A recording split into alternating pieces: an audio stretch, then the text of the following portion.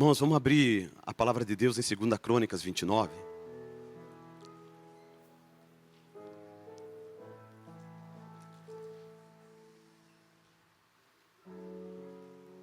Do versículo 1, nós vamos ler até o 8. A palavra de Deus diz assim, irmãos, 2 Crônicas 29. Qualquer coisa você pode acompanhar aqui no telão, irmãos. Mas se você tiver com a tua Bíblia, abra a tua Bíblia. E se você tiver curiosidade, essa semana, torne a lê-la. Ezequias tinha 25 anos de idade quando começou a reinar. E reinou 29 anos em Jerusalém. O nome de sua mãe era Ábia, filha de Zacarias. Ele fez o que o Senhor aprova, tal como tinha feito Davi, seu predecessor. No primeiro mês do primeiro ano do seu reinado, ele reabriu as portas do templo do Senhor e as consertou. Ele convocou os sacerdotes e os levitas, reuniu-os na praça que fica ao lado leste e disse: escutem-me, levitas, consagrem-se agora e consagrem o templo do Senhor, o Deus dos seus antepassados. Retirem tudo o que é impuro do santuário. Nossos pais, eles foram infiéis, fizeram o que o Senhor, o nosso Deus, reprova e o abandonaram. Eles desviaram o rosto do local da habitação do Senhor e deram-lhe as costas. Também fecharam as portas do pórtico e apagaram as lâmpadas. Não queimaram incenso nem apresentaram o holocausto no santuário para o Deus de Israel. Por isso a ira do Senhor caiu sobre Judá e sobre Jerusalém. E ele fez deles objeto de espanto, horror e zombaria, como vocês podem ver com os seus próprios olhos. Obrigado, Espírito Santo, pela tua palavra. Pode se assentar, irmãos.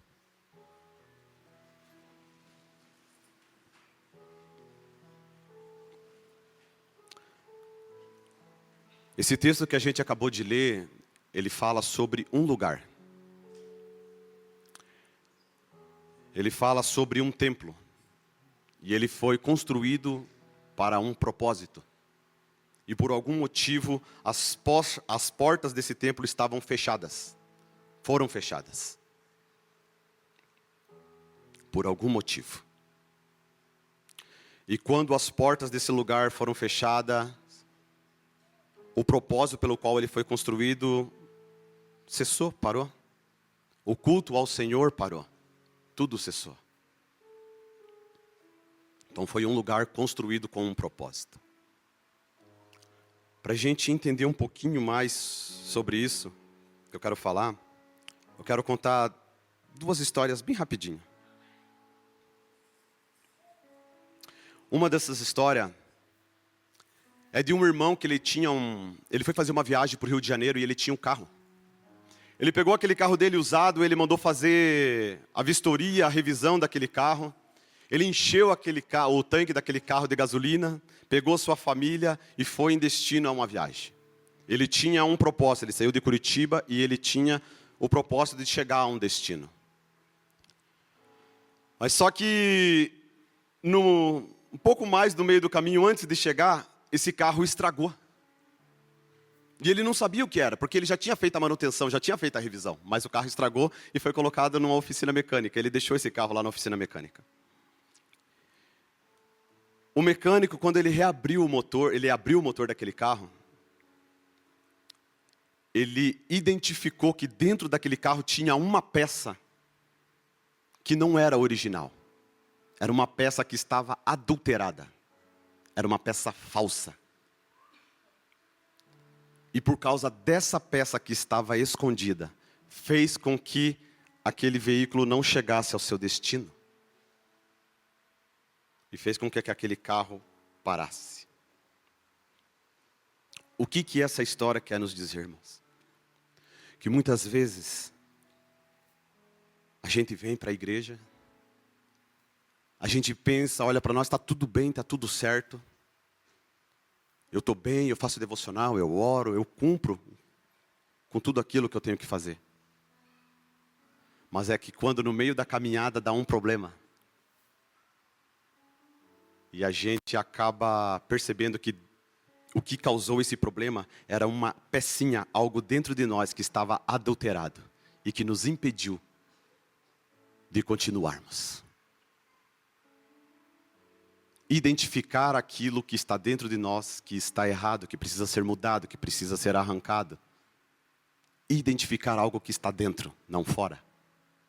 A outra historinha, irmãos, eu fui numa floricultura esses dias e tinha vários vasinhos pequenos de suculenta. E a proprietária daquele lugar, ela estava tratando uma por uma. Tinha diversas espécies assim de suculenta. E ela estava tratando uma por uma e eu perguntei para ela, você está podando essas suculentas? Ela falou, não. Eu estou tratando um fungo que tem nelas. Eu falei, fungo? Mas elas estão tão bonitas, todas verdinhas. Parece tão saudáveis. Ela, não, existe um fungo que se não for tratado, este fungo mata o caule, mata a planta. E este fungo chamado conchonilha, se ele não for tratado, ele espalha para as outras plantas. E ele mata todas as plantas que tem aqui na minha floricultura. Por isso eu preciso tratar uma por uma. Identificar qual delas está contaminada. Tratar para que não contamine aquela que está saudável e mate aquela que está saudável. Pegando também esse texto, irmãos. É possível, irmãos. Como eu disse, nós temos uma aparência que está tudo certo. Mas se nós não nos examinarmos e não identificarmos este fungo, essa conchonilha na nossa vida, nós começamos a morrer espiritualmente, nós começamos a esfriar espiritualmente. E quando nós começamos a morrer e esfriar espiritualmente, nós queremos procurar alguém para colocar uma culpa. E o problema não está fora, o problema está dentro. E o que essas duas historinhas têm a ver com o texto que nós lemos? Nesse texto que nós lemos, ele fala que ele reabriu as portas desse templo. O motivo pelo qual a porta desse templo estavam fechadas, ele diz porque os nossos pais foram infiéis. Este templo, ele era o templo de Salomão, o qual Salomão construiu. Davi, ao ver a arca da aliança numa tenda, ele fala, eu vou construir uma casa para o Senhor, aonde ele venha habitar. Mas Deus fala para Davi, não, você não vai construir essa casa, o teu filho vai construir essa casa. É esse templo aqui, que estava com as portas fechadas, o templo de Salomão. Só que o mais interessante, irmãos, que quando Davi queria construir esse templo e ele vai conversar com Salomão, ele diz assim que em 1 Crônicas 28:19, que ele recebeu uma planta da mão do Senhor, escrita pelo dedo de Deus, escrita por Deus. A planta de como era para construir aquele templo, Deus pegou essa planta, deu para Davi, e Davi deu essa planta para Salomão e falou, você vai construir desse jeito, dessa forma. E em 1 Crônicas 28:12 diz que entregou-lhe também as plantas de tudo que o Espírito havia posto em seu coração acerca dos pátios do templo. Deus deu a planta e o Espírito Santo também deu a planta. Deus e o Espírito Santo estavam juntos, dando essa planta de como era para construir esse templo, que por uma infidelidade as portas se fecharam. O Espírito ele não estava pensando somente em um edifício físico, mas um lugar onde as pessoas pudessem se encontrar com Deus. Porque o propósito da construção desse templo era de Deus vir e habitar no meio do seu povo. Deus vinha sobre aquele templo, ele enchia aquele templo com a sua glória. E aquela glória manifesta, aquela glória daquela presença do Senhor.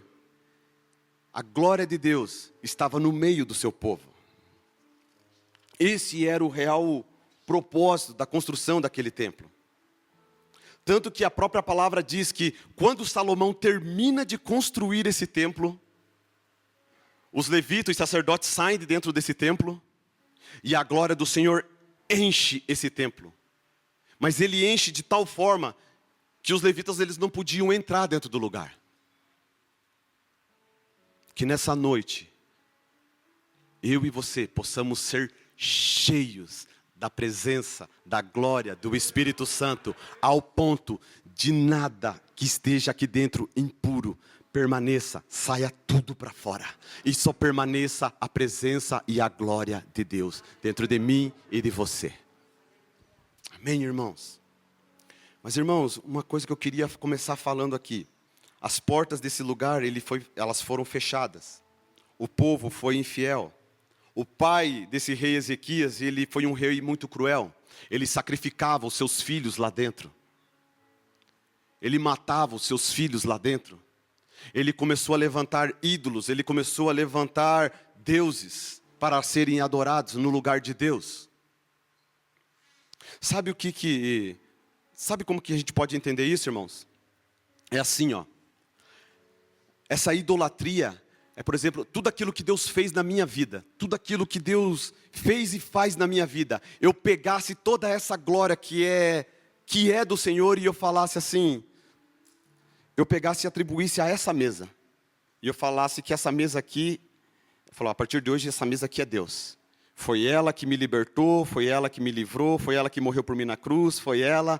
Então vamos começar a adorar essa mesa, porque essa mesa aqui ela faz milagres e vamos adorar essa mesa. Mesmo eu sabendo que foi Deus que fez na minha vida. Então eu pego a glória que é de Deus e atribuo a um objeto ou uma coisa. Isso é idolatria. Eles levantavam um bezerro de ouros para ser adorado. E falavam, foi esse bezerro de ouro que te livrou. Foi esse bezerro de ouro que fez na tua vida. Foi esse bezerro de ouro. E Deus olhava aquele lá e Deus é um Deus ciumento, irmãos. Deus é um Deus ciumento. E por isso, ele fez todas essas coisas e ele fechou as portas do templo para que ninguém mais adorasse a Deus. Só adorasse aos ídolos. Adorasse a ídolos e não adorasse mais a Deus. Não cultuasse mais a Deus. Porém, o seu filho não seguiu aquilo que ele fez. O seu filho, quando ele assumiu o trono, ele reabriu as portas do templo. E ele restaurou esse templo. E eu queria começar falando aqui para nós, irmãos, sobre as portas do templo. Trazendo para os nossos dias, a porta desse templo, que era o lugar de habitação de Deus, fala do nosso coração. Do meu coração e do seu coração. E a primeira coisa que eu queria trazer aqui para nós, irmãos, para que você possa identificar, que você possa se examinar e tentar identificar dentro de você, se alguma dessas coisas está dentro de você e tem te prejudicado, tem te afastado de um relacionamento, de uma intimidade com Deus, de conhecê-lo, de senti-lo. Se você identificar, se você for identificando, você já vai se arrependendo. Senhor, isso aí é verdade, eu identifico isso aí. Eu me arrependo, Senhor. Já vamos pondo para fora. Retirem tudo que é impuro de dentro do templo. Retire tudo que é impuro de dentro do seu coração. Amém, irmãos? A primeira coisa que eu queria falar era sobre dureza do coração. A dureza de coração, ela refere-se a um estado espiritual em que a pessoa ela se torna insensível. A pessoa ela se torna insensível, incapaz de se abrir para a verdade, a graça e a misericórdia de Deus. E uma das consequências dessa dureza de coração, dessas coisas que endurecem o nosso coração, que bloqueiam o nosso coração, é a incapacidade de se arrepender. Uma das coisas que nos torna duro de coração é a incapacidade de se arrepender. A pessoa endurecida de coração, ela se recusa a reconhecer os seus erros e a pedir perdão. O problema, irmãos, não é só errar. O problema é saber que a gente está errado. A gente não reconhece e a gente não faz nada com esse erro. A gente guarda dentro do nosso coração. A gente coloca para dentro de nós e o nosso coração ele começa a ficar endurecido. Quando nós não reconhecemos os nossos erros e não nos arrependemos. O segundo ponto é a insensibilidade ao chamado de Deus. Essa pessoa ela não consegue ouvir e responder o chamado de Deus e mudar de vida. Esse casal, por último aqui, ele foi chamado. Se eles estivessem com seus corações duros, eles não teriam tomado a decisão de confessar publicamente a Jesus Cristo. Você já pensou se eles tivessem endurecido o coração deles? Eles não endureceram o coração deles. Aleluia. Insensibilidade do chamado de Deus. Tem tantos visitantes aqui hoje. Primeira coisa que eu quero te dizer, se desarma. Amoleça o teu coração. Ao pouquinho nós vamos mexendo. Você não está aqui por acaso, você não vem aqui só assistir um batismo. Deus marcou um encontro com você. Aleluia. Uma das coisas que tem nessa dureza de coração é a cegueira espiritual. Perde a capacidade de ver a verdade e a beleza do plano de Deus. O Deus desse século, ele tem cegado o entendimento do descrente para ver a beleza e a glória de Deus. Satanás, ele tem tentado cegar e tem cegado. Tem colocado cegueira espiritual nas pessoas para que a gente não veja a beleza de Deus, a glória de Cristo. E quando a gente tem essa cegueira espiritual, gera essa dureza de coração. Gera esse obstáculo ao perdão. A gente não consegue perdoar, a gente não consegue se perdoar. Quando a gente é duro de coração, a gente não quer liberar perdão. Aquela pessoa me feriu, você não sabe o que ela me fez, eu não vou perdoar. Dureza de coração, um coração petrificado, um coração duro, um coração bloqueado, que torna incapaz de sentir e amar e perdoar. Libera perdão. Se você precisa liberar perdão, libera perdão. Não fique com o seu coração endurecido, com mágoa, com aquele sentimento de raiva. Libera perdão. As causas da dureza de coração pode ser causado por várias razões, incluindo o pecado contínuo, a recusa de se arrepender, a falta de abertura para o Espírito Santo. É muito grave a dureza de coração. A pessoa que é dura de coração, quando ela chega num lugar onde a palavra de Deus está sendo pregada, está sendo proclamada, ou quando alguém chega para falar de Deus para ela, ela fecha o coração de tal forma que ela não quer ouvir, ela não quer entender. Hoje na parte da manhã, um irmão ele veio falar comigo, ele falou, eu era uma pessoa assim dura de coração. Eu tinha uma borracharia, eu tinha uma empresa, e um dia um homem chegou lá vender morangos, e esse homem falou assim para mim, Deus me mandou aqui para te falar que Ele te ama e quer mudar a tua história, a tua vida. E ele falou que ele estava com um pacote de cocaína dentro do bolso, e ele falava que esse homem vai embora logo, porque eu não quero ouvir ele, não quero ouvir essas palavras de Jesus, eu não quero. E ele falou, mesmo sendo filho de crente, Ricardo, eu endureci o meu coração. E ele virou um objeto de zombaria. Mas hoje ele estava aqui, e aquele coração que era duro não é mais. Não é mais. E hoje ele é uma morada do Espírito Santo, e Deus restaurou a causa dele, a família dele. Porque ele não foi mais uma pessoa dura de coração. Vocês entendem, irmãos? Irmãos, em João 14, 16, 17, tem uma promessa para cada um de nós. E eu quero ler para vocês. E eu pedirei ao Pai, e Ele dará a vocês outro conselheiro para estar com vocês para sempre. O Espírito da verdade. O mundo não pode recebê-lo, porque não o vê nem o conhece. Por isso que não recebe. Porque não consegue vê-lo e nem conhecê-lo. Mas vocês o conhecem, pois ele vive com vocês e estará em vocês. Não estará sobre, ele estará em vocês. E em 1 Coríntios 6,19 também diz, acaso não sabem que o corpo de vocês é santuário do Espírito Santo que habita em vocês, que lhes foi dado por Deus, e que vocês não são de vocês mesmos? Vocês são o santuário de Deus. Eu e você somos o santuário de Deus. Outra hora eu estava falando para vocês sobre um templo do Antigo Testamento que foi construído. Pensa como se fosse este lugar aqui, e aqui tivesse um véu, a Arca da Aliança estivesse aqui. Se nós estivéssemos vivendo naquele tempo, vocês estariam do lado de fora, eu estaria do lado de fora. Nós não estaríamos aqui dentro. Porque quem podia entrar dentro daquele lugar era somente os sacerdotes, os levitas.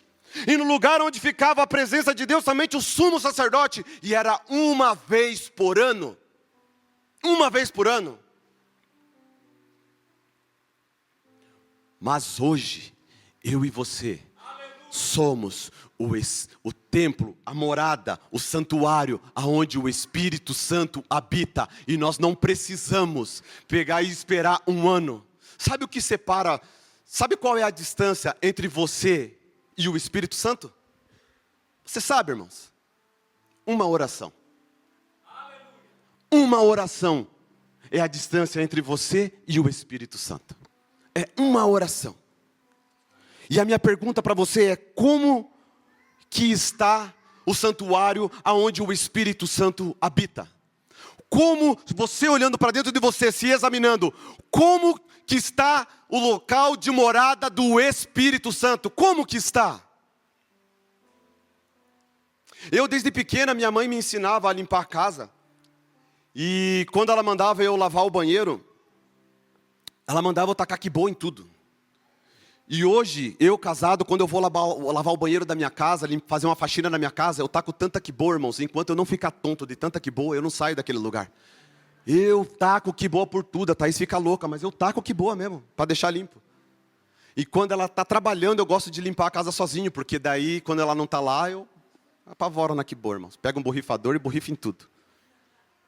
Mas sabe o que é o mais maravilhoso? É que quando ela chega em casa e ela abre a porta, ela pega, chega dentro de casa e faz assim, ó. Que cheiro de casa limpa. Falei, é isso que eu queria ouvir. Que nessa noite o Espírito Santo possa chegar dentro de você e fazer assim, ó. Que cheiro de casa limpa. A pregação hoje vai falar sobre limpeza. Sobre limpeza, mas não da igreja, mas do local de habitação do Senhor. Quem é o local de habitação do Senhor? É eu e você. É eu e você. E é sobre este lugar. O Espírito Santo, ele falou assim para mim, eu estava orando ontem de manhã, ele falou assim: coloca a minha casa em ordem. Falei, coloca a minha casa em ordem? Eu falei, será que é a minha casa? E ele de novo, ele falou, coloca a minha casa em ordem. E eu não tinha entendido. Aí depois eu fui entender. Eu sou morada do Espírito Santo. Coloca a minha casa em ordem, porque eu estou chegando e eu quero habitar aí dentro, nesse lugar limpinho. Coloca a minha casa em ordem, fala de santificação, o Espírito Santo dentro de você, fazendo esse processo de santificação, não é de acusação, o Espírito Santo não quer ficar te acusando, você está errado, você fez isso, você fez aquilo, não, o Espírito Santo quer fazer morada dentro de você, e quer mostrar para você que tudo aquilo que tem te prejudicado, tem te destruído a tua família, tem te contaminado, Ele quer te mostrar essas coisas, e quer te incentivar, te impulsionar a colocar tudo para fora. E como que coloca para fora, Ricardo? Com arrependimento. Com arrependimento, irmãos. É dessa forma que a gente começa a colocar essas coisas para fora. Você consegue entender? Amém, irmãos? Uma das coisas que contamina o templo do Espírito Santo está lá em Gálatas 5,19, onde fala sobre as obras da carne. Sobre as obras da carne diz sobre imoralidade sexual. Fala sobre adultério, fala sobre prostituição. Ele vai citando coisas que contaminam o templo do Espírito Santo, que contaminam as pessoas, que destroem as pessoas. Fala sobre imoralidade sexual, adultério, prostituição, impurezas morais, libertinagem, luxúria, idolatria, feitiçaria. Imoralidade sexual, essa é uma das coisas que vem destruindo muitas famílias, tanto homens quanto mulheres. Algo tenebroso que vem destruindo os crentes, as pessoas crentes e não crentes. A imoralidade sexual está aí, o adultério, a prostituição vem destruindo as pessoas. Pecados escondidos que vem contaminando, destruindo, fazendo algo terrível, destruindo tudo. Hoje, irmãos, o celular é uma porta. Hoje, através do celular, as pessoas estão fazendo alianças com imoralidade sexual, com essas coisas, com prostituição, adultério. Às vezes as pessoas estão num grupo do serviço e começam a receber aqueles vídeos. E a pessoa começa a deixar isso entrar dentro do coração dela. E quando essas coisas entram dentro do teu coração, você começa a afastar o Espírito Santo de você, o Espírito da verdade. Você começa a tirar os olhos do lugar da habitação de Deus e você começa a virar as costas para Ele. E essas coisas começam a destruir a tua casa, a tua família, a tua vida. E sabe o que é o pior? É que quando nós pegamos e falamos, eu vou parar com isso. Eu vou parar com o adultério, eu vou parar com a prostituição, eu vou parar com isso. Aí essa pessoa está ligada com ela, o que ela faz? Ela ameaça. Se você parar, se você me largar, eu tenho provas contra você. Eu tenho provas contra você. E eu vou te expor. Se tem alguém aqui se sentindo ameaçado, não se arrepende. Não coloca essas coisas para fora. Porque o diabo está colocando essa mentira. Eu quero te dizer, hoje, não é amanhã. Corte todas essas alianças. Todas as alianças fora do casamento, toda aliança de imoralidade sexual, de adultério, de prostituição. Acabe com isso hoje. Se encerra isso hoje. Você vai sair daqui hoje livre, liberto, sem qualquer tipo de ameaça. O Senhor manda te dizer, se essa pessoa está te ameaçando, o Senhor vai tratar com ela. Não tenha medo, acabe com isso, chega. Chega de pecado escondido, chega de mentira. Chega de ficar sendo escravo, chega. As obras da carne, idolatria, feitiçaria, discórdia, ciúmes, ira. Uma pessoa irada, uma pessoa egoísta, uma pessoa invejosa, embriaguez. A palavra de Deus diz, não se embriague com vinho, mas seja cheio do Espírito Santo. Mas por que não pode se embriagar com vinho? Porque quando a pessoa ela se embriaga de bebida alcoólica, ela é guiada pela bebida alcoólica.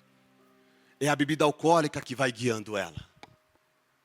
Mas enchei-vos do Espírito Santo. Se você não se encher com o vinho e se encher com o Espírito, quem vai guiar a tua vida, a tua casa, é o Espírito Santo. É Ele que vai te guiar e te conduzir. E a palavra de Deus diz que enchei-vos, essa palavra de enchei-vos, no original quer dizer que é para você encher de dentro para fora continuamente. É um enchimento continuamente, é continuamente, irmãos. Essas são as obras da carne, coisas que nos afastam de Deus, e a palavra de Deus diz que quem pratica essas coisas não herdará o reino de Deus. Impurezas morais, libertinagem, não é só imoralidade sexual, é idolatria, feitiçaria, ódio. Se você tem ódio de alguém, é obra da carne. Salomão que construiu esse templo. Voltando ao templo de Salomão, Salomão construiu esse templo. E o mesmo homem que construiu o templo foi o mesmo homem que profanou esse templo. Ele se entregou. Ele foi infiel. E ele se envolveu com as mulheres de outras nações, a qual Deus falou para ele não se envolver. Por isso o reino dele foi tirado. E por isso este templo, ele foi profanado. E de lá para cá muitas coisas aconteceram. Porque o mesmo homem que recebeu de Deus a planta do que era para construir, foi o mesmo homem que por causa dos seus prazeres, dos desejos dos seus prazeres, destruiu. Tome cuidado com aquilo que você tem muito desejado. Desejado sem a direção do Espírito, sem a direção de Deus.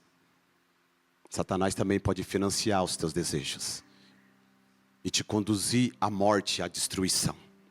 Tome muito cuidado. Muito cuidado, irmãos. O corpo de vocês é o santuário do Espírito Santo. É o santuário do Espírito Santo. 2 Coríntios 6, 16, 18 diz que acordo há entre o templo de Deus e os ídolos. Que acordo há? Paulo falando, que acordo há? Outra coisa, outro ponto que eu quero falar com vocês é: não entristeça o Espírito Santo. Se eu e você somos o templo do Espírito Santo, se o Espírito Santo habita dentro de nós, é possível nós entristecê-lo? É. Efésios 4, do 30 ao 32, cita o que entristece o Espírito Santo. Não entristeçam o Espírito Santo de Deus, com o qual vocês foram selados para o dia da redenção. E aí a palavra diz assim no 31, livrem-se de toda amargura. A amargura entristece o Espírito Santo. Indignação e ira entristecem o Espírito Santo. Gritaria. Dentro de casa você grita com todo mundo. Grita, grita, grita, grita, grita, grita, grita. Saiba que toda hora que você estiver gritando, saiba, você está entristecendo o Espírito Santo que habita dentro de você. Tem mais. Oh, Espírito Santo de Deus.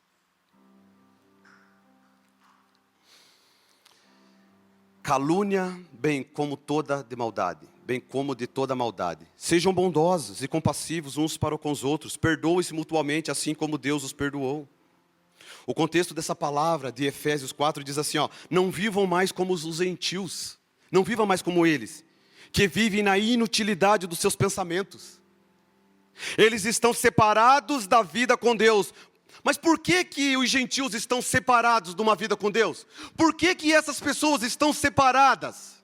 Sabe por quê, irmãos? Por causa de falta de entendimento, ignorância e dureza de coração. É por causa dessas coisas que essas pessoas estão separadas de Deus. Por causa de dureza de coração, por causa de ignorância, por causa de falta de entendimento. Essas pessoas se tornam umas pessoas críticas. Livrem-se da amargura, da indignação, da gritaria, livrem-se dessas coisas. Todas essas coisas nos afastam de uma comunhão com Deus, nos afastam de uma comunhão com o Espírito Santo. Todas essas coisas. Eu não sei se você está identificando aí dentro de você alguma dessas coisas.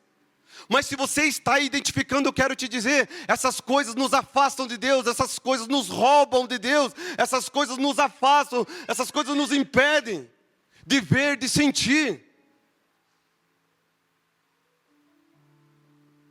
Se você tem identificado essas coisas, irmãos, vai pensando nelas. Nós vamos colocar tudo para fora hoje. Tudo. Qual é a evidência de uma pessoa cheia do Espírito Santo? Qual que é a evidência de uma pessoa cheia do Espírito Santo? É um tecido aqui com um leão cheio de fogo, irmãos? É um pregador com a barba grande? São símbolos judaicos, irmãos? Qual que é a evidência de uma pessoa cheia do Espírito Santo, irmãos? Eu estar orando em línguas, rodopiando e sapateando, irmãos? Isso é uma evidência de uma pessoa cheia do Espírito Santo? Jesus, ele foi cheio do Espírito Santo. E a gente não vê essas evidências nele. Qual é a evidência de uma pessoa cheia do Espírito Santo? A evidência de uma pessoa cheia do Espírito Santo é o quanto ela é parecida com Jesus Cristo. Esta é a maior evidência de uma pessoa cheia do Espírito Santo. É o quanto ela é parecida com Jesus. É o quanto ela tem de Jesus. Fala sobre frutos do Espírito. A evidência de uma pessoa cheia do Espírito Santo não é se ela vai atravessar uma nação, se ela vai atravessar uma outra cidade. A evidência de uma pessoa cheia do Espírito Santo, ela pode atravessar uma rua e ajudar um necessitado, se importar com um necessitado, se importar com uma pessoa, se importar com alguém. Essa é a evidência de uma pessoa cheia do Espírito Santo. É fazer as mesmas coisas que Jesus fazia. Essa é a evidência do Espírito Santo, de uma pessoa cheia do Espírito Santo. É dizer não para as coisas do mundo. É renunciar a essas coisas. Essa é a evidência de uma pessoa cheia do Espírito Santo. Mas, Ricardo, e os dons? Os dons são ferramentas para a edificação da casa de Deus, do templo do Espírito Santo. Os dons são ferramentas. Prepare um caminho para a vinda do Senhor. E como que a gente vai preparar esse caminho? Com as ferramentas. Eu com os dons, se eu tiver os dons, são ferramentas na minha mão, para preparar o caminho para a vinda do Senhor na vida do meu irmão. É para servir o meu irmão, é para servir as pessoas. e preparar o caminho para que ela tenha a revelação de quem Cristo é, para que ela entenda quem Cristo é. Esta é a maior evidência. Ser cheio do Espírito Santo é viver como filho da luz, que consiste em toda bondade, justiça e verdade. Ser cheio é estar conectado com o céu, é entender o propósito eterno de Deus. Ser cheio do Espírito Santo é isso. Não é sair rodopiando, mas é você ter domínio próprio. É você se importar com as coisas de Deus. Fica de pé, irmãos, fazendo um favor.